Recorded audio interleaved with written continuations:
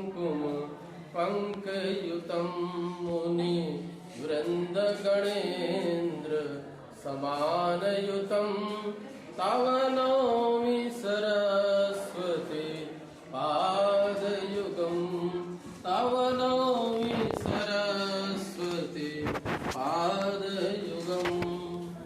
उपस्थिताः प्रेयांसः छात्र छात्राश्च नूनं समस्ते विश्वे भारतस्य या भारतीय संस्कृति सनातन संस्कृति नूनं सर्वोत्कृष्टा अस्ति भवन्तः सर्वे जानन्ति। आशयः किमस्ति संस्कृतस्य संस्कृते सम्बोधनं यद् मया क्रियते तस्य तात्पर्यं किमस्ति। अस्माकं राष्ट्रीय युवा दिवसः अद्य समायोज्यते।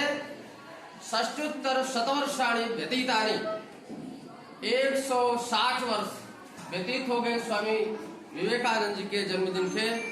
यह 161वां जन्मदिन है। जैसा आप यह समझें कि इस 21वीं सदी में युवा भारत के प्रारंभ से ही और राष्ट्रीय युवा दिवस उनके जन्म दिवस पर क्यों मनाया गया, अर्थात हमारे भारत का एक ऐसा युवा था जिसने बाल्यावस्था से ही उसके अंदर ऐसे चिन्ह आ गए, ऐसे उसके कार्य व्यवहार और जो कि पूरी दुनिया में उसने भारत का डंका बजा दिया, भारत की पताका को लहरा दिया।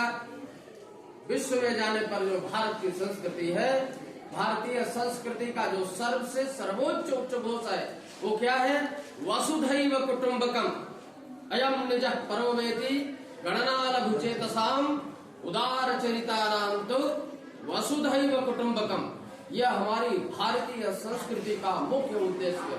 पूरे विश्व में इसे पता होना चाहिए और आपको भी ये पता होना चाहिए। कोई ऐसा बता दे आप भारत के हैं, भारत के युवा है, तो आपकी क्या पहचान है, आपकी भारतीय संस्कृति है, तो भारतीय संस्कृति का क्या प्रमुख उद्घोष है। ऐसे तो बहुत कुछ है जिसकी शिक्षा भारतीय संस्कृति की सर्वप्रथम होती है। मातृदेवो भव, पितृदेवो भव, आचार्य देवो भव और अतिथि देवो भव। जब हम चार की बात करते हैं, माता पिता आचार्य अर्थात गुरु और अतिथि, इनको हम देवता अभ्यागत उनका स्वागत अवश्य करते हैं, उनका कोई अपमान न होने पाए, ये हमारी भारतीय संस्कृति है। किंतु इसके पश्चात जो मुख्य है, हम सभी को बराबर मानते हैं। सर्वे भवन्तु सुखिनः सर्वे सन्तु निरामयाः सर्वे भद्राणि पश्यन्तु मा कश्चित् दुःख भाग् भवेत्। कोई भी दुखी ना हो, सभी सुखी रहे। ठीक है, तो उसमें वसुधैव कुटुंबकम की जो बात आती है कि केवल भारत ही नहीं पर विश्व के सभी हमारे कुटुंबी जन है, परिवारी जन है। इस बात को उन्होंने प्रतिष्ठित कर दिया, स्थापित कर दिया, एकदम प्रमाणित कर दिया। जबकि अमेरिका का शिकागो का जो विश्व धर्म सम्मेलन, यहाँ भारत के प्रतिनिधि होकर के उनको चुना गया, एक युवा को चुना गया। और वहाँ जब भाइयों बहनों की तो केवल यह संबोधन जैसा बताया कि केवल कहने के लिए नहीं, उन्होंने वहाँ दिखाया, उन्हें लगा लोगों को, और तालियों की गड़गड़ाहट होती ही रही। बहुत समय तक लोग एकदम अवाक होकर के उनको सुनते ही रहे। ऐसा अगर आप कर्तव्य आगे दिखाते हैं, प्रत्येक भारतीय प्रत्येक युवा के अंदर वो शक्ति छिपी है, निहित है, केवल उसे उजागर करने की आवश्यकता है। और उन्होंने भारतीय संस्कृति का जो ज्ञान का जो सर्वोच्च बिंदु है वो क्या है, वेद। वेदा प्रमाणम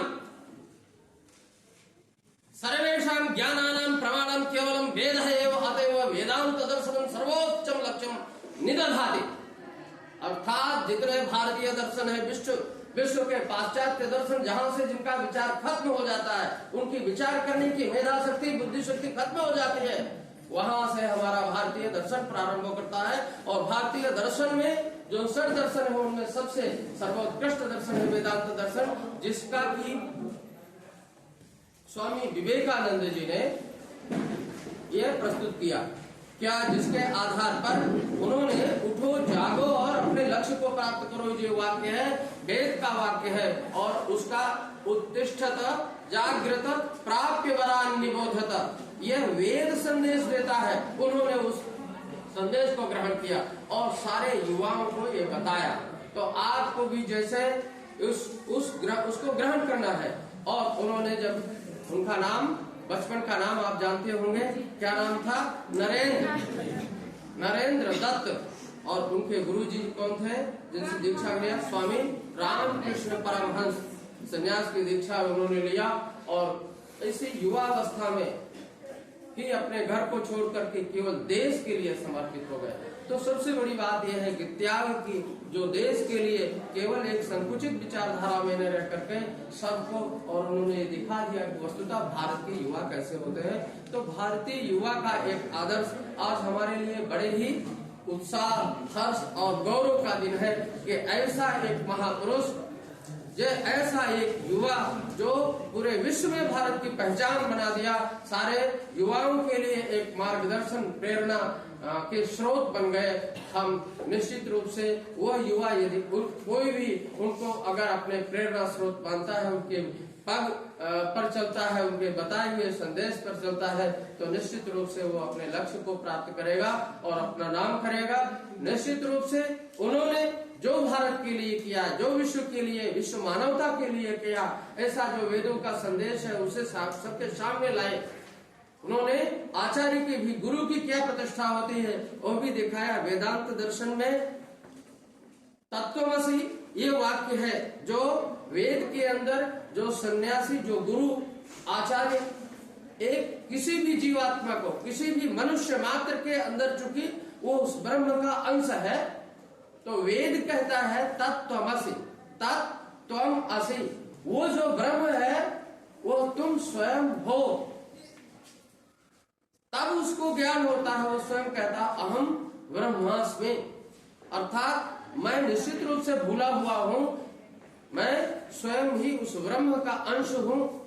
ये आवरण जो है संसार का, ये जो शरीर धारण करके मैं अल्पज्ञ हो गया हूं। अन्यथा जैसा विराट स्वरूप है, जैसे कि समुद्र का जो जल है, समुद्र बहुत ही विराट है, लेकिन अगर उस जल को आप किसी पात्र में, गिलास में या लोटे में, किसी जितना छोटा, जितने बड़े पात्र में भरेंगे उसका जल हो जाएगा, लेकिन है तो वो समुद्र ही, समुद्र का जल है, पुनः अगर समुद्र में मिल जाएगा। इसलिए जो हमारे सनातन धर्म के सर्वोच्च आद्य शंकराचार्य हैं वो लिखते हैं, आकाशात् पतितं तोयं यथा गच्छति सागरम सर्वदेव नमस्कारम केशवम प्रति गच्छति। अर्थात हम आपस में जो हमारा बना हुआ है, क्योंकि कई ऐसे हैं, कई ऐसी चीज, मैं किसी का नाम नहीं लूंगा, किसी संप्रदाय या उसको, हम केवल ईश्वर को ही प्रणाम करते हैं, किसी और को नहीं करते, ये कहते हैं ऐसा। लेकिन आप समझिए कि वो ईश्वर सर्वत्र है, सर्वत्र विद्यमान है, सबके अंदर है। हम मानते आकाश से जो गिरा हुआ जो जल है, कहीं ना कहीं से भूमि से और कहीं मिलते हुए अंतिम में उसका लक्ष्य सागर है, समुद्र है। इसी तरह से प्रत्येक जीव का अंतिम लक्ष्य जो है वो परमात्मा है, ब्रह्म है, ईश्वर है, और वो सबके अंदर विद्यमान है। इसलिए जो सबको प्रणाम किया जाता है, सबके प्रति हम आदर रखते हैं, वो उस ईश्वर को ही जाता है। इसलिए वो गुरु की जो वंदना करते हैं, विश्वम दर्पण दृश्यमान नगरी तुल्यं निजांतर्गतम पश्यन्नात्मनिमायया बहिर्यो भूतं यथा निद्रया यः साक्षात् कुरुते प्रबोध समये स्वात्मानमेवाद्वयम् तस्मै श्री गुरुमूर्तये नमः श्री दक्षिणामूर्तये। उनके उपदेश के बाद दक्षिणामूर्ति भगवान शंकर का नाम है। भगवान शंकर का जो गुरु के रूप में, जगत गुरु के रूप में, चूंकि जितना भी संसार का ज्ञान है, वेद है, उसके जो अधिष्ठाता है भगवान शिव है। भगवान शिव का एक दूसरा नाम दक्षिणामूर्ति है। वो सनक, सनंदन और सनातन सनत कुमार जो 4 ऋषि हैं, जो हमेशा 5 वर्ष के बालक ही रहते हैं। ये भी एक आश्चर्य सनातन संस्कृति का है। जब सर्वप्रथम पहली सृष्टि हुई, इसमें पहले 4 कुमार हुए और वो हमेशा आज भी कुमारावस्था में है। उन्होंने ऐसा वरदान प्राप्त कर लिया कि हम हमेशा 5 वर्ष से आगे न जाए। कोई भी यही सोचता है, क्योंकि 5 वर्ष का जो बालक होता है उसके अंदर कोई भी भेदभाव कोई वो तो जो खाया जो पाया जिसमें ही मस्त रहता है वो, ऐसा ही सबको होना चाहिए। अर्थात जो हम सारी घृणा और सारा लोभ आदि जो सब कुछ होता है, इसके बाद जो है जो अज्ञान के साथ अज्ञान बढ़ता है। तो उन्होंने कहा कि नहीं, हमको आगे ऐसा नहीं चाहिए, हम तो सबसे एकदम व्यवस्थित ज्ञान में ही रहना चाहते हैं। तो उन्होंने ये भगवान दक्षिणामूर्ति ने, भगवान शिव ने उनको उपदेश दिया, उनकी उन्होंने प्रार्थना की। ऐसे ही उन्होंने अपने रामकृष्ण स्वामी रामकृष्ण परमहंस जी की भी वंदना किया है कि श्लोक के साथ, ब्रह्मानंदम परम सुखदम केवलम ज्ञानमूर्तिम द्वंद्वातीतं गगन सदृशं तत्त्वमस्यादिलक्ष्यम् एकं नित्यं विमलमचलं सर्वधीशार्थिभूतं भावातीतं त्रिगुणरहितं सद्गुरुं तं नमामि, सद्गुरुं तं नमामि। ऐसे मैं स्वामी विवेकानंद जी के चरणों में प्रणाम करते हुए अपनी वाणी को विराम करता हूँ। जय हिंद।